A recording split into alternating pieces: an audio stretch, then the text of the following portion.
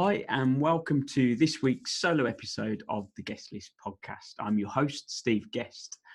Today's topic is centered around the glamour of social media, the glamour of the influencer. And I wanted to, impart some of the stories or situations that I found myself in over the years of trying to build that personal brand and put myself out there. And some of the lessons learned that I found have been truly valuable in, the approach I take and how I conduct myself. So this is off the back of this morning I came into the office early to record a series of short videos. The first video really wasn't meant to take too long. And I was about 45 minutes in, 50 plus takes.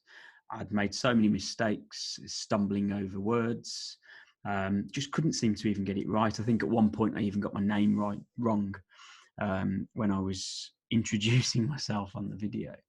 And it was really frustrating, but it's real. For any of you that are listening to this that have an active social media and personal brand and have put videos out, you will know that sometimes they work and it's seamless.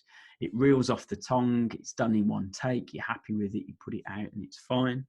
Other days you go to do it and it's like you've never recorded a video or spoken English in certain circumstances. And it can be really tough and frustrating because the message can be quite simple and yet you can't seem to get the sentence out. So that was this morning. And what I've ended up doing is putting a post out on social media that is a photo of all of the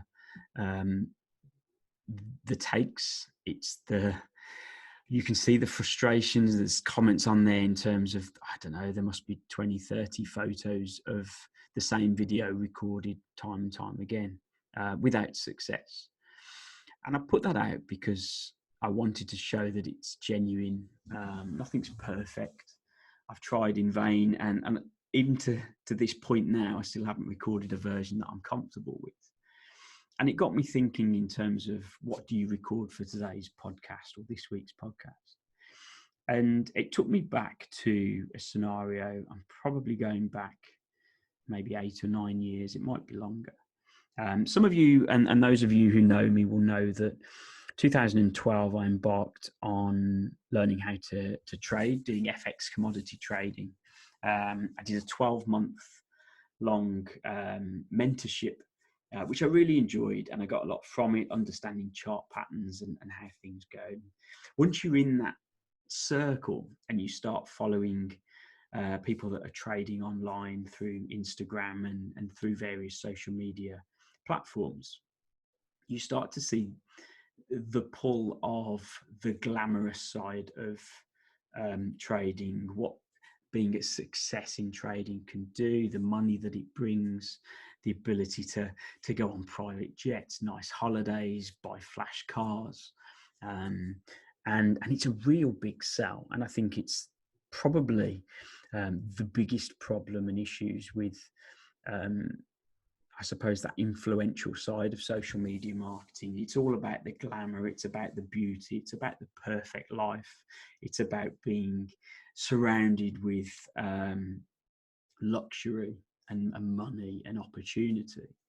And I got sucked into following a company that did FX commodity trading, and their social media would tell you that they were really successful. They had really successful strategies.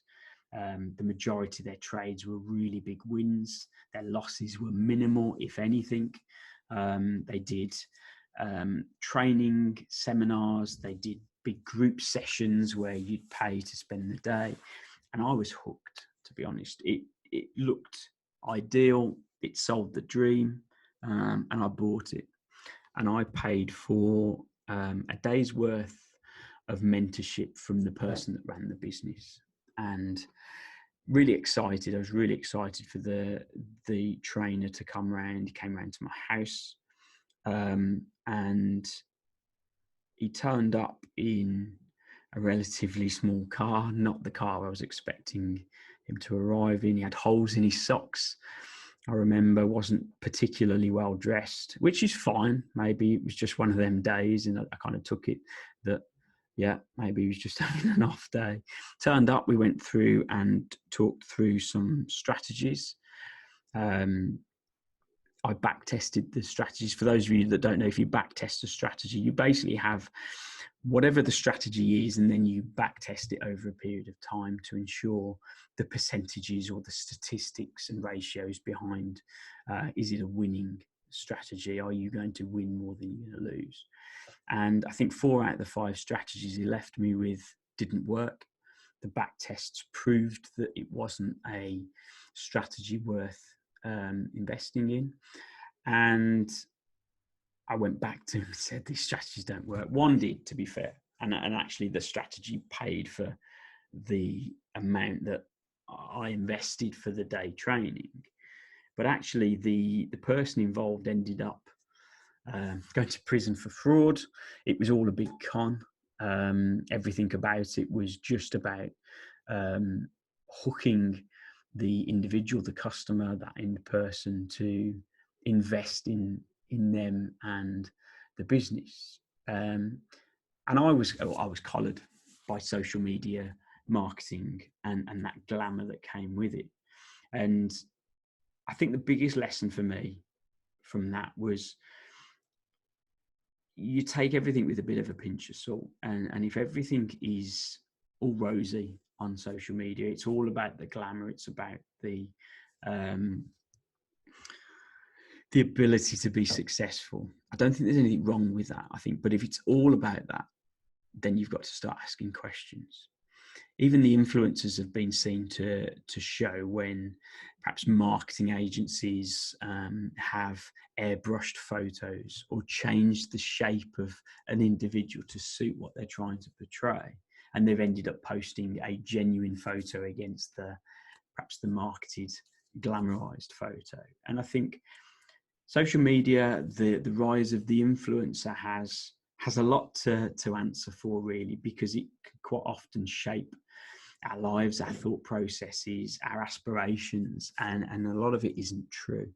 A lot of it is hidden behind our wanting to be that successful and wanting everything in terms of the glamour lifestyle to be true. And I suppose it was a really good lesson for me. And at the time, obviously, you take frustration from it. You're annoyed that you got sucked in. You're annoyed that you were a part of it. But actually, from I suppose, a space now where I look back, it taught me a valuable lesson in that if you're building a social media brand, if you're out there and you're looking to build that brand, to have influence and to be able to help people, to be able to add value, to be able to promote what you do, then do it in a really genuine way and be real, be human. Showcase the good days and the bad days. Well, none of us are perfect. We all have days where things don't go well or don't go right, or we pick or select to do the wrong thing and we make mistakes. We fail, we fall on our face. And we talk about these things across a number of the podcast episodes, but to be able to put something out where things aren't going to plan, things aren't perfect, probably just takes that extra little bit of a push than when we're showcasing how amazing things are and how everything's happening, everything's kind of falling into place. I think sometimes we need to take a back seat and just understand that we don't all have good days on the same days. We don't all have bad days on the same days, but actually sharing a journey, for me anyway, is far more important. To show the ups and downs is far more important. To show that you're real and you're genuine, you care. And whilst you have the best intentions, some things don't always work out.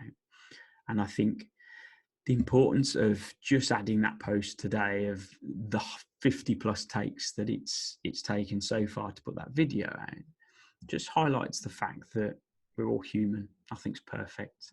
Hopefully it takes away a little bit of the glamour of that perfect edited video that generally people see, because you've made it, you've done it, it's made that final cut, but they don't see the effort that goes on behind that.